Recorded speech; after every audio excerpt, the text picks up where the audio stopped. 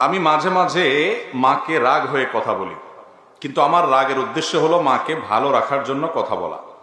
এতে মায়ের কোনো অভিশাপ লাগবে কিনা? দেখেন, মা বাবা অনেক সময় উল্টাপাল্টা করে, বিশেষ করে বয়স যখন বেশি হয়ে যায়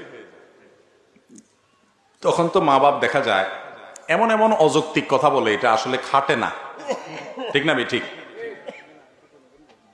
এক ভাইয়ের অনেক আছে, তারপরও বাপে বলে না ওর কিছু নাই আসলে, আরে এ মিসকিন বেচারা, ওরে দে। একটার দিকে টানে তো টানতেই আছে, আরেকটা দেখতেও পারে না। এরকম অনেক উল্টাপাল্টা বুড়া বয়সে মা বাপ করে, ব্যালেন্স ঠিক থাকে না। তো মা বাপ যখন বৃদ্ধ বয়সে চলে যায় ভাইরে, তখন ব্যালেন্স রাখতে পারে না বেচারা। এই বয়সটাতে আপনাকে আমাকেও হায়াতে বাঁচায় রাখলে আল্লাহ তাআলা যেতে হতে পারে। পৃথিবীতে সকল সন্তানের কাছে, সকল বাপ মা, হাতে গোনা ব্যতিক্রম কিছু থাকতে পারে, সব সময় ব্যাকডেটেড থাকে। ব্যাকডেটেড বুঝেন মানে কি? ওল্ড, আগের যুগের, খাটে না এমন কথাবার্তা বলে, স্মার্ট না।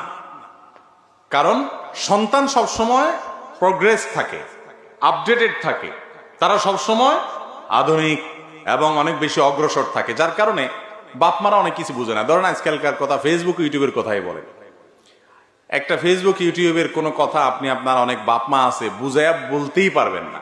ঠিক না ঠিক?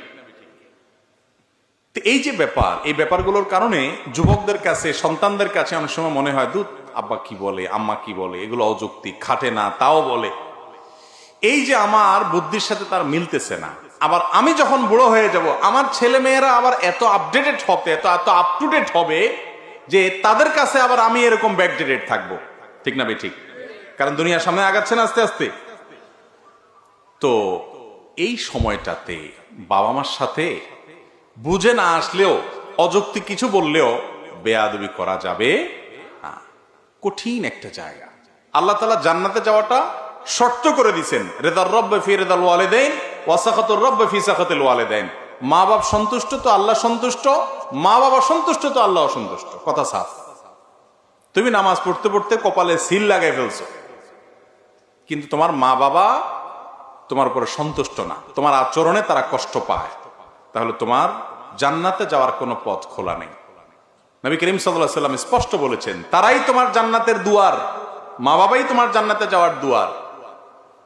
যদি তাদের কথা অযৌক্তিক মনে হয়, তুমি রাগ করে ঝাড়ি দিয়ে বেয়াদবি